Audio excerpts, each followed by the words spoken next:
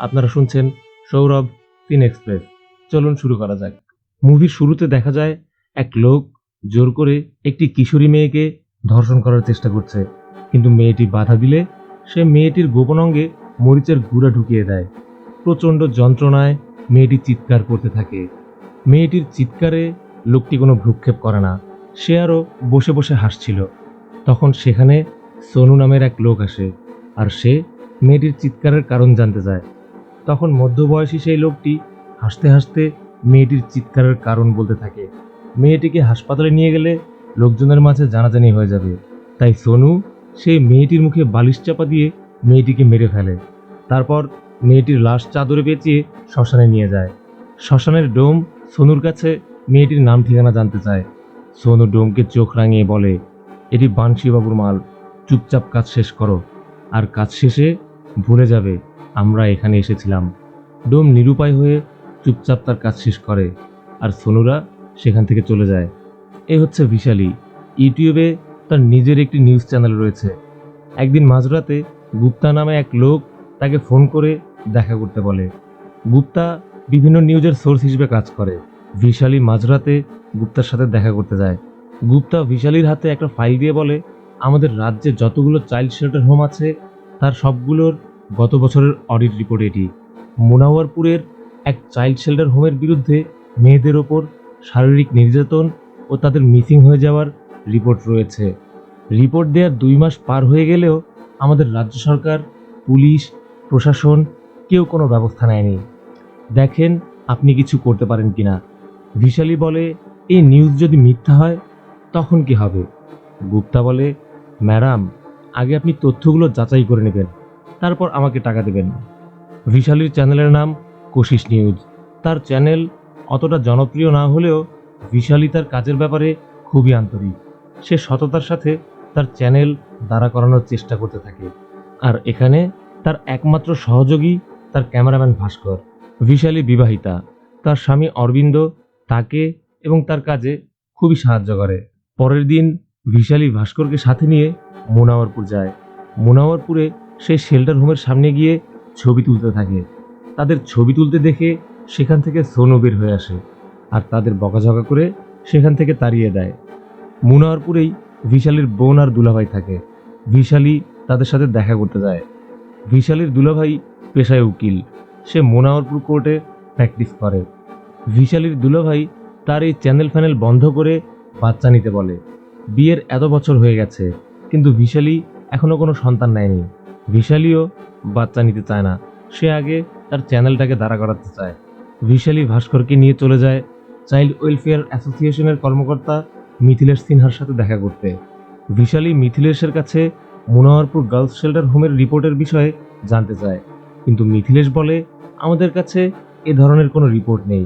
তখন ভিশালী তার হাতে থাকা অডিট রিপোর্ট দেখিয়ে বলে, 2 মাস আগে রিপোর্ট এসেছে, আর আপনি বলছেন আপনাদের কাছে কোনো তথ্য নেই। তখন মিথিলেশ বলে, এই রিপোর্ট তো আপনি নিয়ে এসেছেন। আমার ডিপার্টমেন্ট যখন আমাকে এই রিপোর্ট পাঠাবে, তখন এই রিপোর্ট পড়ে যদি আমার মনে হয় সেখানে মেয়েদের শারীরিকভাবে নির্যাতন করা হচ্ছে, তবে আমি অবশ্যই তাদের বিরুদ্ধে ব্যবস্থা নেব। আমার নিজেরও 2টি ছোট ছোট বাচ্চা আছে, আমিও একজন বাবা। ভিশালী বুঝে যায় এখানে কিছুই হবে না, সে উঠে যায় সেখান থেকে। বাসায় ফেরার পর অরবিন্দ ভিশালীর সাথে ঝগড়া শুরু করে দেয়, কারণ বান্সি সাহু নামে একজন লোক তাকে ফোন করেছিল। বান্সি সাহু মুনাওয়ারপুরের সেই চাইল্ড শেল্টার হোমের মালিক। দুলাভাইয়ের কাছ থেকে অরবিন্দ জানতে পারে বান্সি সাহু খুবই খারাপ মানুষ। অরবিন্দ ভিশালীকে বোঝানোর চেষ্টা করে, আমরা সাধারণ মানুষ, বড় বড় মানুষের সাথে বিবাদে জড়ানো আমাদের জন্য বুদ্ধিমানের কাজ হবে না। ভিশালী বান্সি সাহুকে চিনতে পারে না, কারণ বান্সি সাহুর সাথে এখনও তার দেখা হয়নি। ভিশালী অরবিন্দের কথা শুনতে চায় না, সে তার সিদ্ধান্তে অনড়। পরদিন গুপ্তার কাছ থেকে ভিশালী বান্সি সাহুর সম্পর্কে জানতে পারে। বান্সি সাহু খুবই ক্ষমতাধর ব্যক্তি, রাজ্যের বড় বড় মন্ত্রী মিনিস্টারের সাথে তার ওঠা বসা। বান্সি সাহু 3টি নিউজ পেপার চালায়, সরকারি সব বিজ্ঞাপন তার নিউজ পেপারে ছাপা হয়। আমাদের মুখ্যমন্ত্রীও তার ছেলের জন্মদিনে হাজির না হয়ে পারে না। রাতে ভিশালী চাইল্ড কেয়ার হোমের অডিট রিপোর্টটা পড়ছিল। সেখানে লেখা ছিল, মুনাওয়ারপুর চাইল্ড শেল্টার হোমের মেয়েদের ওপর শারীরিক নির্যাতনের খবর পাওয়া যায়। অনেক মেয়ে সেখান থেকে গায়েব হয়ে যায়, যাদের পরবর্তীতে আর কোনো খোঁজ পাওয়া যায় না। মেয়েদেরকেও কিছু জিজ্ঞাসা করা হলে তারা ভয়ে মুখ খুলতে চায় না। পরদিন ভিশালী তার অফিসে ভাস্করের সাথে আলোচনা করছিল। তখন তার মাথায় বাঁশি সাহুর সাথে দেখা করার একটা আইডিয়া আসে। সে তার চ্যানেলে বাঁশি সাহুর শেল্টার হোম নিয়ে একটি রিপোর্ট করে দেয়। ভিশালীর প্ল্যানে কাজ হয়। এই রিপোর্ট দেখার পর বাঁশি সাহু ভিশালীকে তার বাসায় ডেকে পাঠায়। বাঁশি ভিশালীকে বিভিন্নভাবে থ্রেট দিতে থাকে। বাঁশি বলে সে যদি তার পত্রিকায় ভিশালীর নামে এখন রিপোর্ট করে দেয় তবে ভিশালী কোথাও মুখ দেখাতে পারবে না। বাঁশি ভিশালীকে তার শেল্টার হোম নিয়ে মাথা ঘামাতে নিষেধ করে। রাতে বাসায় ফিরলে ভিশালীর সাথে তার স্বামী অরবিন্দের আবারও ঝগড়া হয়। অরবিন্দ সহজ সরল মানুষ, সে কোনো ঝামেলায় জড়াতে চায় না, কিন্তু ভিশালী অনড়, সে তার পথে হাঁটবেই। চাইল্ড শেল্টার হোমগুলোতে মেয়েদের বয়স 18 হয়ে গেলে তাদের অন্য শেল্টার হোমে পাঠানো হয়, কিন্তু মুনাওয়ারপুরে চাইল্ড শেল্টার হোমের কোনো মেয়েকে কোথাও কখনো পাঠানো হয়নি। ভিশালী বিভিন্ন চাইল্ড শেল্টার হোমে গিয়ে খোঁজ নিতে থাকে, সেখানে মুনাওয়ারপুর থেকে কোনো মেয়ে এসেছে কিনা। ভিশালী জানতে পারে সব জায়গা থেকে তাদের কাছে অনাথ মেয়েরা এসেছে, কিন্তু মুনাওয়ারপুর শেল্টার হোম থেকে তাদের কাছে কখনো কোনো মেয়ে আসেনি।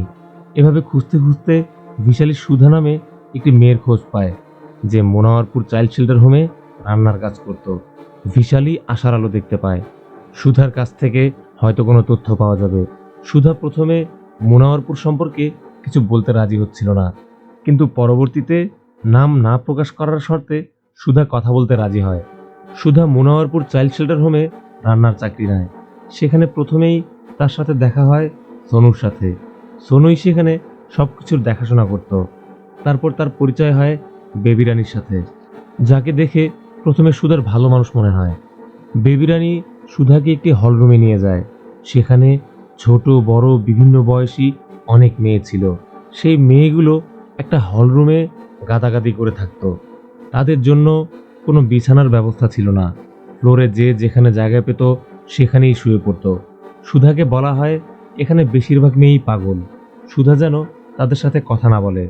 একদিন সুধা রান্না করছিল, তখন তার কাছে একটি মেয়ে আসে। সুধা তাকে পাগল মনে করে মারতে যায়, কিন্তু মেয়েটি বলে আমি পাগল নই, তুমি যদি বাঁচতে চাও যত দ্রুত পারো এখান থেকে পালিয়ে যাও, নয়তো তোমাকেও আমাদের মতো পাগল বানিয়ে দেবে। এরা কেউই ভালো মানুষ নয়। তখনই সেখানে বেবি রানী চলে আসে। সুধার সাথে কথা বলতে দেখে বেবি রানী মেয়েটিকে মারতে শুরু করে। সেদিন রাতে সুধা দেখতে পায় সোনু কোনো একটা মেয়ের লাশ চাদর দিয়ে পেঁচিয়ে গোপনে নিয়ে যাচ্ছে। সুধা ঘাবড়ে যায়। সে মেয়েদের হলরুমে গিয়ে দেখতে পায় সেখানে রানী নগ্ন হয়ে বাচ্চা মেয়েগুলোর সাথে খারাপ কাজ করছে। ওপরতলার ঘর থেকে শব্দ শুনতে পেয়ে সুধা সেখানে গিয়ে মিথিলেশকে দেখতে পায়। সেই সাথে আরও দেখতে পায় সেখানকার এক মেয়ে মিথিলেশের বিছানায় অর্ধনগ্ন হয়ে শুয়ে আছে। সুধা বুঝতে পারে না কি হচ্ছে এখানে। তখনই সেখানে সেই মেয়েটির সাথে সুধার দেখা হয়। সে মেয়েটি বলে জলদি এখান থেকে পালাও, নয়তো তোমাকেও নগ্ন করে নাচাবে। এরপর মেয়েটি তার শরীরে সিগারেটের পোড়া দাগ দেখিয়ে বলে এই লোকগুলো আমাদের সাথে নির্যাতন করে আনন্দ পায়, কাল আমার জায়গায় ওরা তোমাকে নিয়ে যাবে, তাই যত দ্রুত পারো এখান থেকে পালাও। পরদিন সুধা বাঁশি সাহুর সামনে পড়ে। নতুন মেয়ে দেখে বাঁশি তাকেও টিজ করতে থাকে। সেদিন রাতে সুধা দেখতে পায় বাঁশি সাহুরা মেয়েদের জোর করে মদ খাওয়াচ্ছে আর অর্ধনগ্ন করে নাচাচ্ছে। সুধা সবার ভেতরের চেহারা দেখতে পায়। চাইল্ড শেল্টারের নামে তারা সেখানে খারাপ কাজ করে। নিজের খারাপ পরিণতি আঁচ করতে পেরে সুধা সেখান থেকে পালিয়ে যায়। ভাস্কর বলে সুধা তো চাইলে মুখ খুলতে পারে। তখন ভিশালী বলে সুধার মতো হাজারো মেয়ের মুখ তারা ভয় দেখিয়ে বন্ধ করে রেখেছে, কিন্তু আমরা আমাদের মুখ বন্ধ রাখবো না। আমাদের জায়গা থেকে যা যা করা সম্ভব তা সবই করবো আমরা। এরপর ভিশালীর দুলাভাইকে দেখা যায় ভিশালীর সাথে কথা বলছে। দুলাভাই বলে বাঁশি সাহু খুবই বাজে মানুষ, তার বিরুদ্ধে নিউজ করে তুমি কিছুই করতে পারবে না, যদি পারো কোর্টে যেয়ে কেস করো। ভিশালী বলে আপনিও তো উকিল, আমি কেস করলে আপনি কি লড়বেন আমার কেস নিয়ে? দুলাভাই চুপ করে থাকে। পরদিন দেখা যায় কেউ বাঁশি সাহুর নামে মুনাওয়ারপুর কোর্টে রাজ্য সরকার কেন বানশির বিরুদ্ধে কোনো অ্যাকশন নেয়নি সেই বিষয়ে পিআইএল দাখিল করে। সোনু সেই পিআইএল ফাইল নিয়ে বানশি সাহুর কাছে যায়। বানশি সাহু সন্দেহ করে এই পিআইএল ভিশালির দুলাভাই ছাড়া অন্য কেউ দাখিল করেনি। সোনুরা গিয়ে ভিশালির দুলাভাইকে মেরে ফেলে রেখে যায়। হাসপাতালে দুলাভাইকে দেখতে যাওয়ার পর ভিশালি জানতে পারে তার দুলাভাই এই পিআইএল ফাইল করেনি, করেছে অন্য কেউ। দুলাভাইয়ের এই পরিণতির জন্য সবাই ভিশালিকে দায়ী করতে থাকে। ভিশালি কমপ্লেন করতে থানায় চলে যায়। পুলিশ বানশি সাহুর নামে কোনো অভিযোগ নিতে চায় না, কারণ বানশি আগেই পুলিশকে কিনে রেখেছিল। ভিশালি মন খারাপ করে ফিরে আসে। অরবিন্দ ভিশালিকে বোঝাতে থাকে আমাদের সমাজ নষ্ট হয়ে গেছে। অরবিন্দ ফ্যামিলির সবার কথা চিন্তা করে ভিশালিকে বাধা দিলেও অরবিন্দ জানতো ভিশালি যা করছে সে সঠিক পথেই আছে। মুখে নিষেধ করলেও অরবিন্দ সবসময় ভিশালিকে সাপোর্ট দিয়ে গেছে। এরপর ভিশালি হাসপাতালের সামনে দাঁড়িয়ে লাইভে যায়। সে লাইভে বলতে থাকে একজন উকিল বানশি সাহুর বিরুদ্ধে কোর্টে পিআইএল দাখিল করায় বানশির লোকজন তাকে মেরে ফেলে রেখে যায়। থানায় অভিযোগ করতে গেলে পুলিশ বানশির বিরুদ্ধে অভিযোগ নিতে চায় না। হতে পারে বানশি পুলিশকে কিনে নিয়েছে, কিন্তু আমাকে কিনতে পারবে না। আজ থেকে আমার চ্যানেলে প্রতিদিন একটি স্পেশাল রিপোর্ট চলবে, যার নাম ভক্ষক। যতদিন পর্যন্ত সরকার, পুলিশ, প্রশাসন বানশির বিরুদ্ধে কোনো অ্যাকশন না নেবে, ততদিন আমরা আপনাদের এই কেস সম্পর্কে প্রতিদিন আপডেট দিতে থাকব। মুনাওয়ারপুরে একজন সৎ লেডি পুলিশ অফিসারের পোস্টিং হয়, যার নাম জেসমিন। সেই অফিসারের কথা শুনে ভিশালির নতুন আশা নিয়ে তার সাথে দেখা করতে যায়। সব কিছু শোনার পর জেসমিন জানায় সে তার ঊর্ধ্বতন কর্তৃপক্ষের সাথে কথা বলে এই বিষয়ে জানাবে। এসএসপি জেসমিনের আদেশ মতো এক পুলিশ অফিসার যায় সোনুকে গ্রেফতার করতে, কারণ ভিশালির দুলাভাইকে সোনুই মেরেছিল। পুলিশ দেখে বানশি বের হয়ে এসে বলে সোনু এখানে নেই। পুলিশ ভেতরে গিয়ে দেখতে চাইলে বানশি সেই পুলিশ অফিসারকে ভেতরে তো ঢুকতেই দেয় না, উল্টো গেট থেকেই তাড়িয়ে দেয়। পরবর্তীতে আমরা জানতে পারি মুনাওয়ারপুর কোর্টে যে পিআইএল দাখিল করেছে সে হচ্ছে ভিশালির সোর্স গুপ্তা। গুপ্তা ভেবেছিল পিআইএল দাখিল করলে হয়তো কিছু একটা হবে, কিন্তু কেউ তো পিআইএল নিয়ে মাথা ঘামায়নি, বরং উল্টো ভিশালির নির্দোষ দুলাভাই মাঝখান থেকে মার খেলো। রাতে এসএসপি জেসমিন ভিশালিকে দেখা করতে বলে। জেসমিন বলে সোনুকে ধরতে আমি পুলিশ পাঠিয়েছিলাম, কিন্তু তারা সোনুকে গ্রেফতার করতে পারেনি। জেসমিন বলে তোমার হাতের অডিট রিপোর্ট অফিসিয়াল নয়, তাই আমরা কিছুই করতে পারছি না। বানশির বিরুদ্ধে আমাদের হাতে কোনো প্রমাণ নেই, আর তুমি রিপোর্ট করায় সে এখন আরও সতর্ক হয়ে যাবে। ভিশালি দেখতে পায় বানশিকে আটকানোর সব রাস্তা বন্ধ। তখন জেসমিন বলে একজন ব্যক্তি আছে যে রাস্তা বের করতে পারে, আর সে হচ্ছে তুমি। চাইল্ড ওয়েলফেয়ার অ্যাসোসিয়েশনকে চাপে ফেললে কোনো রাস্তা বের হতে পারে। ভিশালি একটি প্ল্যান করে। সে ভাস্করকে রাজ্য মুখ্যমন্ত্রীর স্বামী বিজেন্দরের কাছে পাঠায়। বিজেন্দর বানশির সব কর্মকাণ্ড সম্পর্কে আগে থেকেই জানতো এবং বানশির ওপর তার পূর্ণ সমর্থন ছিল। ভাস্কর বিজেন্দরের সাথে দেখা করে বলে সে তাদের একনিষ্ঠ ফলোয়ার। বিজেন্দর আর বানশির বিরুদ্ধে অনেক তথ্য প্রমাণ আছে ভিশালির কাছে। সামনে নির্বাচন, কোনো দুর্ঘটনা ঘটে গেলে আর পাশ করতে হবে না নির্বাচনে। চাইল্ড ওয়েলফেয়ার অ্যাসোসিয়েশনের হেড মিথিলেশ ভিশালিকে সব তথ্য প্রমাণ সাপ্লাই দেয়। সে দুদিকেরই খাচ্ছে। বিজেন্দর ভাস্করকে বলে আরও যদি কোনো খবর থাকে অবশ্যই আমাকে ফোন করে জানাবে। ভাস্কর ভিশালির কথা মতো তাদের মধ্যে গ্যাঞ্জাম লাগিয়ে সেখান থেকে কেটে পড়ে। এদিকে গুপ্তা ভিশালিকে আরেকটি নিউজ দেয় আর বলে এই খবর আপনি কিভাবে ব্যবহার করবেন তা আপনার বিষয়। সীতামারি নামক জায়গায় সোশ্যাল ওয়েলফেয়ার ডিপার্টমেন্টের অফিসার সত্যজিৎ দুবে 4 দিন আগে খুন হয়েছে। কোনো এক স্ক্যামার গ্রুপ তাকে খুন করেছে। সবাই সব কিছু জানে। এই কেসটি এখন ওপেন অ্যান্ড শাট কেস। এই বলে গুপ্তা চলে যায়। এদিকে মুখ্যমন্ত্রীর স্বামী বিজেন্দর বানশিকে ফোন করে মিথিলেশ যে দুদিকেরই এজেন্ট হয়ে কাজ করছে তা জানিয়ে দেয়। মিথিলেশ তখন বানশির সাথেই ছিল। বানশি একটি লাঠি নিয়ে মিথিলেশকে মারতে শুরু করে। মিথিলেশ মার খেতে খেতেই বানশিকে কনভিন্স করে ফেলে যে সে কারো মধ্যেই চুগলি করছে না, কেউ মিথ্যা কথা বলে তাদের মধ্যে বিরোধ বাঁধানোর চেষ্টা করছে। এদিকে ভিশালি লাইভে চলে যায়। ভিশালি বলতে থাকে সীতামারিতে সমাজ কল্যাণ বিভাগের এক কর্মকর্তা খুন হয়েছে। সরকার জানার পরও কাউকে গ্রেপ্তার করেনি, কারণ গ্রেপ্তার করলে তাদের মুখোশ উন্মোচন হয়ে যাবে। বিশালী বলতে থাকে সেই অফিসার একজন সৎ লোক ছিলেন। তিনি মুনাওয়ারপুর চাইল্ড শেল্টার হোমের বিষয়ে জানতেন। তাকেও কেনার চেষ্টা করা হয়েছিল, কিন্তু কিনতে না পারায় তাকে খুন করে ফেলা হয়। মুনাওয়ারপুরের চাইল্ড শেল্টার হোমের সাথে সরকারের যারা বড় বড় পদধারী লোক জড়িত আছে তাদের সবার বিরুদ্ধে প্রমাণ আছে আমার কাছে, এবং আগামীকাল সন্ধ্যায় জনগণের সামনে আমরা সবার পরিচয় নিয়ে হাজির হব। আসলে বিশালীর কাছে কোনো প্রমাণই ছিল না, কিন্তু তার এই নিউজ দেখে সবার ইয়ানক্সি শুরু হয়ে যায়। সবাই নিজেকে বাঁচানোর রাস্তা খুঁজতে থাকে। এই নিউজ দেখার পর সবার বিরুদ্ধে এফআইআর করার জন্য মুখ্যমন্ত্রীর ফোন আসে। বিজেন্দর, বানশি, মিথিলেশরা সবাই খুব টেনশনে পড়ে যায়। বিশালীর কাছে কার কার বিরুদ্ধে প্রমাণ আছে কেউই বুঝতে পারছে না। সবাই ভাবছে তার নিজের নাম হয়তো আগামীকাল ফ্লাশ হয়ে যাবে। রাতে এসএসপি জেসমিন ফোন করে বিশালীকে। জেসমিন জানায় মুনাওয়ারপুর চাইল্ড শেল্টার হোমের সবার বিরুদ্ধে এফআইআর করা হয়েছে, কিন্তু সমস্যা হচ্ছে রাজ্য সরকার এফআইআর করেছে মহিলা পুলিশ স্টেশনে। যা করার মহিলা পুলিশ স্টেশন আর চাইল্ড ওয়েলফেয়ার অ্যাসোসিয়েশন করবে। কাল মেয়েরা সেখান থেকে প্রথমে থানায় যাবে, সেখানে তাদের মেডিকেল টেস্ট হবে। মেডিকেল টেস্ট শেষে মেয়েদের পাঠানো হবে চাইল্ড ওয়েলফেয়ার অ্যাসোসিয়েশনে, সেখানে তাদের জবানবন্দি নেওয়া হবে। মেয়েদের জবানবন্দিতে যদি প্রমাণ হয় তবেই ভাঞ্চিদের অ্যারেস্ট করা যাবে। কিন্তু এখানেও বিপত্তি। চাইল্ড ওয়েলফেয়ার অ্যাসোসিয়েশনের প্রধান হচ্ছে মিথিলেশ সিনহা, যে কিনা নিজেই বাচ্চা মেয়েগুলোর সাথে খারাপ কাজ করত। বিশালী বুঝে যায় তার সব চেষ্টা শেষ হয়ে গেল। মিথিলেশ মিথ্যার রিপোর্ট বানিয়ে সবাইকে বাঁচিয়ে দেবে। জেসমিন বলে প্রমাণ না পাওয়া পর্যন্ত আমরাও কিছু করতে পারবো না।